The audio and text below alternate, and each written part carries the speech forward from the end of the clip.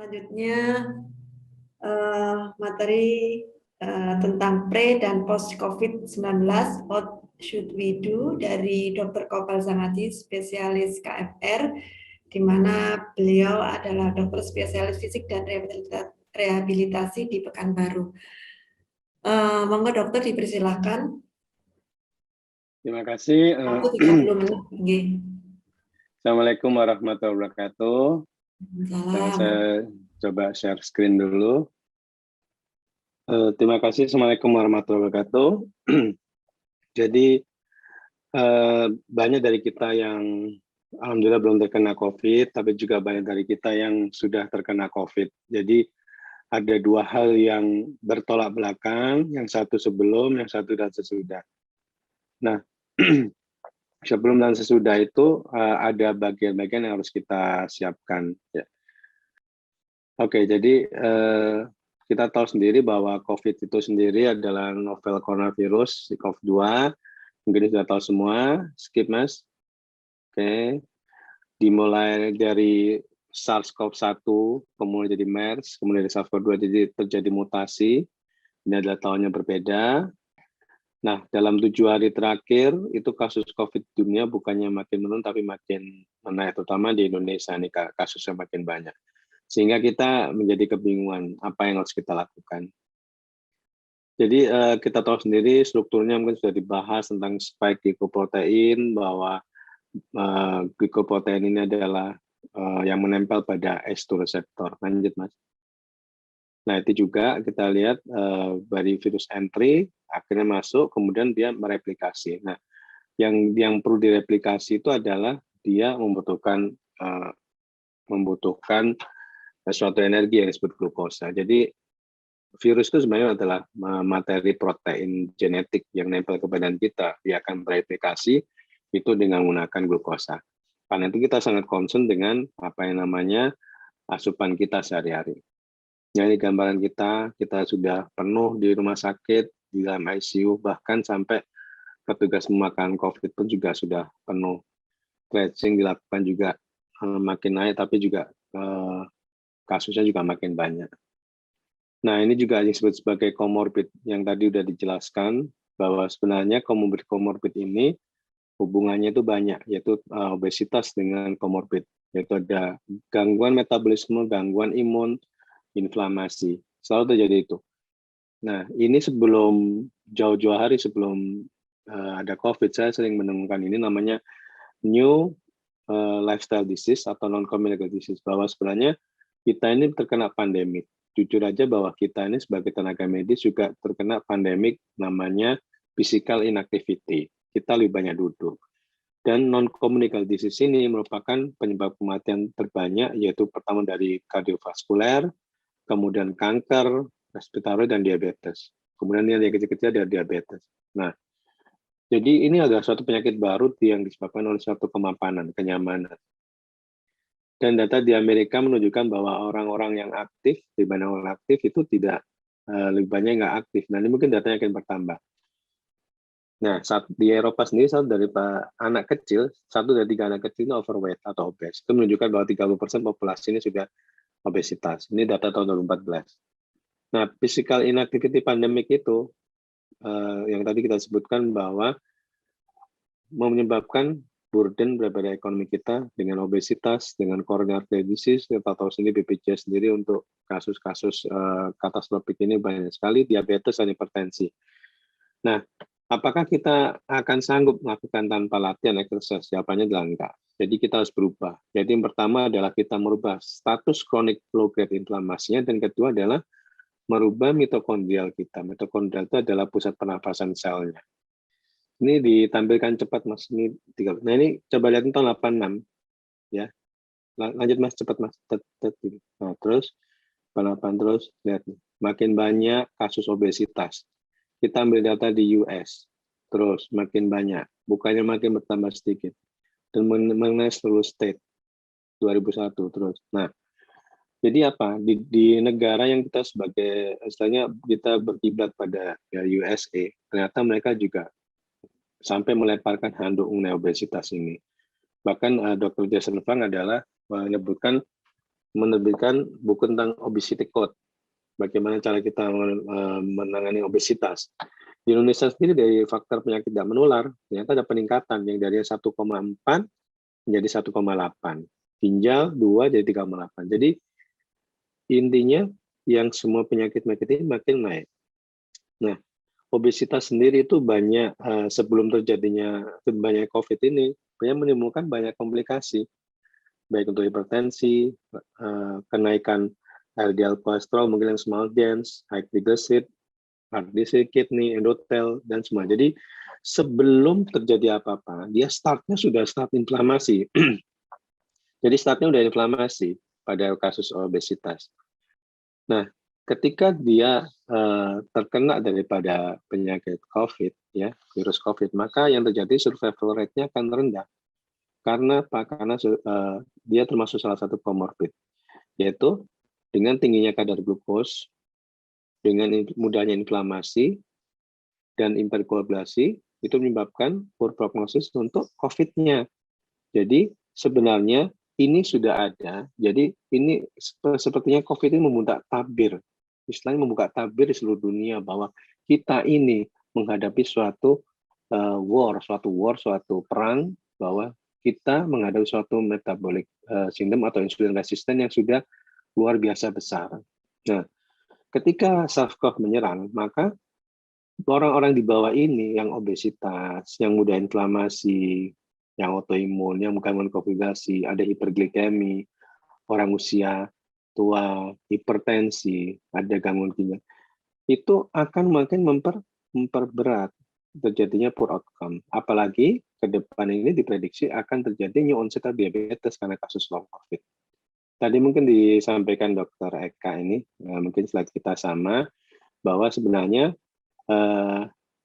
infeksi SARS-CoV itu juga mempengaruhi pada RAS, yaitu angiotensin di sini. Jadi nanti ini ke depannya akan jadi masalah kesehatan yang besar. Jadi kita nanti itu ke depan akan menghadapi masalah kesehatan, baik karena vascular endothel, hiperglikemi, atau akut lung ödem, atau blood viscosity.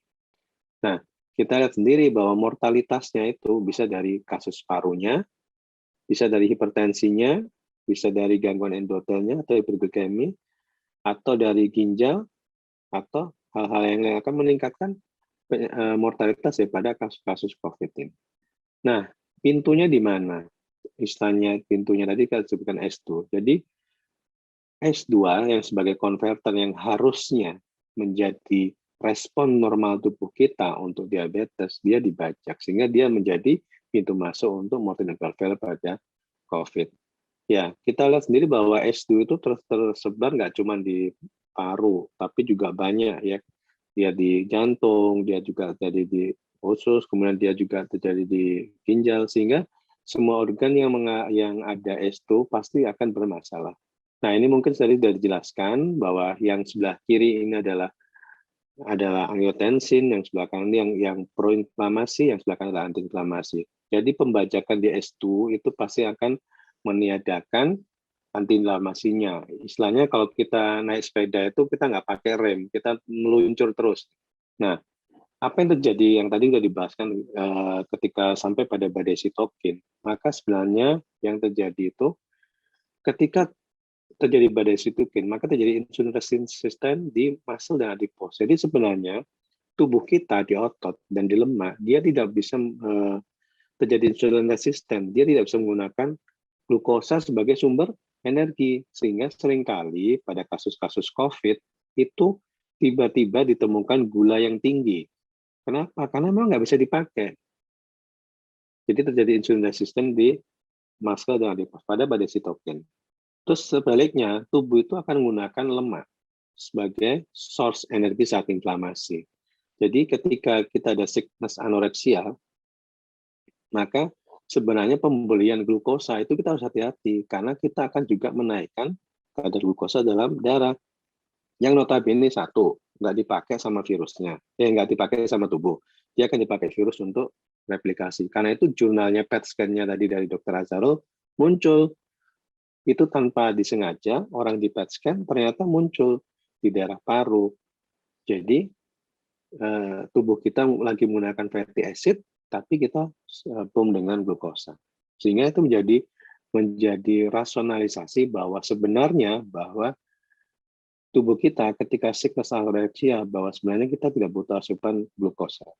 Kita butuh istirahat rest.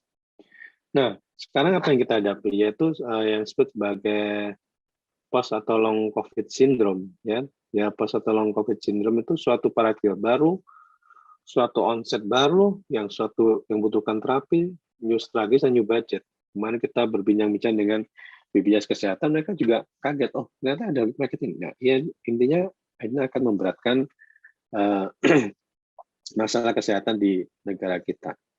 Nah, ini adalah fakta, mau tidak mau tanpa harus kita ini bahwa plasma S2 ada pasien-pasien long COVID itu tetap persistence terjadi peningkatan, artinya terjadi shedding, terjadi istilahnya S2-nya terjadi pembuangan, sehingga yang terjadi adalah ketika long COVID 2-3 bulan post COVID di jurnal ini disebutkan bahwa tetap terjadi proses inflamasi. Jadi jangan kita setelah kita sembuh, kemudian ketika kita udah PCR negatif, swab negatif, itu kita menganggap masalah selesai. Enggak. Jadi ini masalah yang baru yang muncul. Ya, jadi nanti ini mulai saya singgung kepentingan parasimpatis untuk menguatkan sistem imun. Kenapa parasimpatis itu menguatkan sistem imun? Karena ada hubungan besar. Nanti kita jelaskan di sebelah. Ini adalah gambaran kiri adalah gambaran sistem saraf yang terkena. Jadi COVID ini hanya membajak, dia membuka pintu. Setelah itu yang bereaksi itu tubuh. Bereaksinya adalah dengan simpatiknya, Richardnya berlebihan, jadi ngegas terus. Nah, kita lihat di gambar yang sebelah kanan bahwa ketika virusnya turun, maka simpatetik responnya naik. Nah, ini yang terjadi pada kasus-kasus long COVID. Sehingga pada kasus long COVID, mudahnya gini. Sekarang kalau dulu itu nggak ada sesek, sekarang udah sesek. Yang dulu nggak ada hipertensi, sekarang udah hipertensi. Yang dulu nggak ada sakit gula, ternyata sakit gula. Kemudian karena saya di bidang rehab, kasus-kasus nyerinya banyak, ototnya banyak, saya tiba-tiba sakit. Ada pasien saya yang dia itu nggak bisa duduk, kram perutnya terus. Jadi kalau dia dari pagi sampai sore dia harus berdiri karena kram. Karena itu simpatetiknya over terus.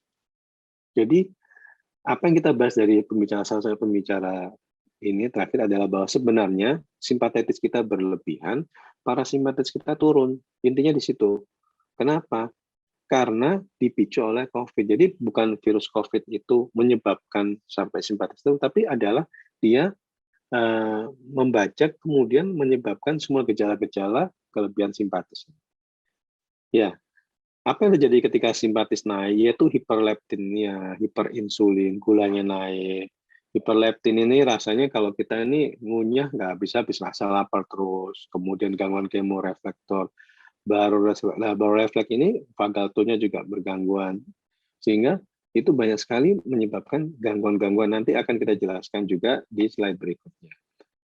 Di tidang THT muncul lagi namanya COVID dan tinnitus. Ini adalah semua gejala simpatis semua. Ada gangguan keseimbangan, equilibriumnya, kemudian hearing loss juga. Sehingga ini sepertinya kita jadi bertanya-tanya, kenapa virus ini banyak sekali set organnya? Padahal sebenarnya virus ini adalah perantara untuk terjadinya discharge simpatis yang berlebih dan tidak dibarengi oleh parasimpatisnya. Kemudian di bidang saraf, mungkin ini ada juga Gestapot dari Guillain-Barré syndrome dan Miller-Fisher bahkan dengan SARS-CoV-2. Nah, setelah tahu apa yang terjadi, gimana sih cara kita modulasi vagal tone kita? Nih, gimana ngobatinya? Jadi, ini ada beberapa yang sudah saya kumpulkan berdasarkan artikel, yaitu pertama cold exposure. Jadi, istilahnya meningkatkan parasimpatik bisa lakukan berendam dingin, cold exposure. Sama seperti kalau kita ini gerah ya. Kita mesti kalau yang di Surabaya masih ke Malang, ke Batu ya, cari yang dingin-dingin gitu.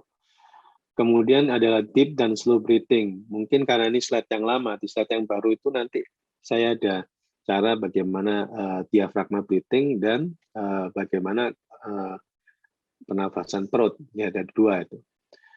Kemudian ini mungkin singing, humming, ya nyanyi, atau mungkin kalau yang muslim ngaji atau gimana. Nah, tuh. Kemudian probiotik, megang peranan, meditasi juga, kita perlu juga menenangkan diri, omega 3 fatty acid, exercise, kemudian massage akupuntur atau akupressure, kemudian bersosialisasi.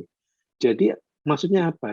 Begitu kita terkena positif COVID, ketika kita isoman, terus terang, yang belum pernah isoman pasti nggak akan ngalami, bahwa ketika kita dikurung dalam suatu ruangan, nggak ada aktivitas, pasti kita akan stres. Jadi kita harus mencari suatu aktivitas, tetap bersosialisasi, tetap senyum, ya mungkin jangan nonton film yang horor-horor ya, mungkin biasanya kalau saya sarankan tutup mata, tutup telinga, ya kan? Kalau waktu sebelum pencegahan kita itu berhati-hati, kita lihat berita COVID, begitu kita positif, tutup semua berita tentang COVID. Ya, kita disuruh istirahat, kita istirahat, tidur 8 jam, 12 jam, kemudian hindari makanan yang manis, kemudian aktivitas fisik. Jadi tidur, itu yang penting. Ini sama ya. Jadi kalau kenapa sih kita harus tidur? Karena ketika sistem kekebalan itu mengenai suatu penyakit, dia butuh ditranslasikan dalam memori antibody, dan itu butuh tidur.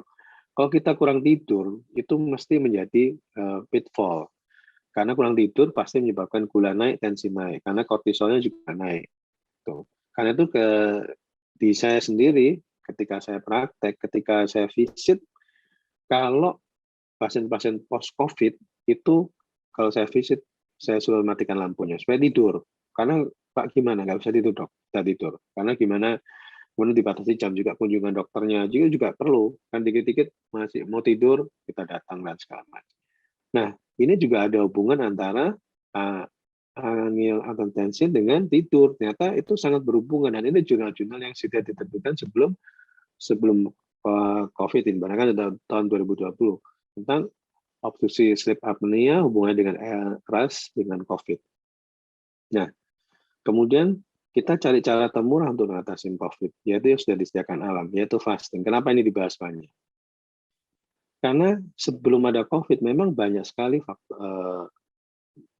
istilahnya benefit daripada fasting, yaitu pertama untuk darahnya, ya, di mana dia bisa membuat keton body semakin baik. Karena hadirnya keton. Jadi keton itu satu anugerah yang terlupakan ya yang dalam tubuh kita. Hadirnya keton itu sebagai antiinflamasi. Ada inflamasi, begitu ada keton maka ada antiinflamasi. Keton itu satu metabolisme. Ketoasidosis itu 2 metabolisme. Kalau keton kita hanya memakai energi fat, energi lemak atau protein yang kita pakai. Tapi kalau kita namanya ketoasidosis itu pakai 2, yaitu kita makan lemak juga, kita juga makan karbo, ya.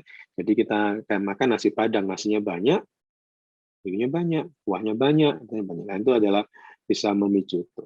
Oke, ini mungkin bisa nanti dipelajari. Nah, sebenarnya tahun 2016 baru ketemu autofagi yang menemukan puasa itu Prof. Yoshinori. Jadi autofagi itu adalah banyak, dia neuroprotektif, kardioprotektif, imun sistem, anti-aging, banyak. Nanti bisa dipelajari di sini. Ternyata ketika kita fasting, kita fasting. Jadi kalau fasting, kalau dikit yang kita jalani biasanya nggak makan tapi minum. Tapi kalau kita mau yang muslim mau dry fasting boleh, ya sama aja.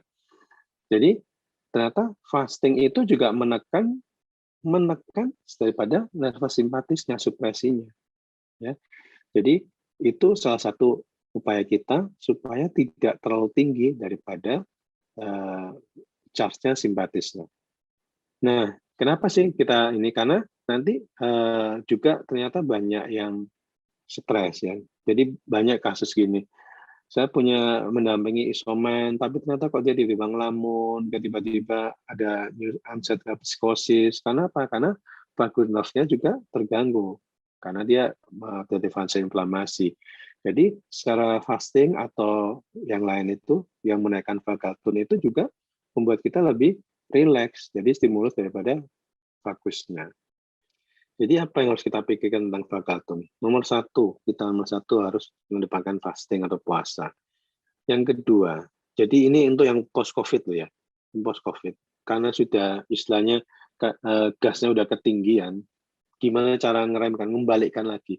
Kita sering puasa, ya. Kita udah 360 hari makan, kita juga harus puasa. Kemudian olahraga atau exercise. Mau olahraganya yang tipe aerobik, mau tipe terserah, pokoknya lakukan olahraga. Kemudian low carb, kenapa? Karena tadi hiperglikemi, dia membuat sistem saraf simpatisnya berlebih. Kualitas yang cukup, tadi sudah ada jurnalnya, bahwa kualitas hidup yang cukup adalah untuk menekan daripada istilahnya untuk regenerasi, ya kan? Kualitas yang cukup itu bagus untuk regenerasi. Kualitas yang cukup itu adalah tubuh kita dari memory cell-nya, dari antibody innate-nya bisa membentuk bagus daripada untuk adaptifnya. Kemudian mental health. Nah, mental health ini nggak ada rumusnya. Mental health ini balik ke kepercayaan masing-masing. Setiap orang punya cara untuk merelaksasikan, menenangkan diri. Karena apa yang kita hadapi kalau kita nggak melakukan ini semua, kedepannya banyak kasus. Mungkin yang belum kita sampaikan di sini adalah tadi kasus mata, mungkin ada kasus THT, kasus saraf, neuro, kemudian banyak lagi. Bahkan jurnal terakhir yang saya dapat itu hubungannya dengan telomer. Bagaimana simpatis itu nembak ke telomer. Nah, kalau pasien-pasien kita yang long COVID atau kita yang pernah long COVID kemudian ketembak simpatinya sampai telomernya jadi memendek, kemudian setelah itu apa yang terjadi dengan keturunan kita di masa depan dengan short telomer? Tentu akan terjadi penurunan kualitas hidup. Jadi pencegahan di sini itu bukan buat kita sendiri, pencegahan di sini adalah buat masa depan kita, buat anak-anak kita. Oke lah, ini yang penting, be a bad host post COVID-19, jadilah inang yang buruk, ya, jangan jadi inang yang baik, menuju Indonesia bebas COVID-19. Terima kasih, Assalamualaikum warahmatullahi wabarakatuh.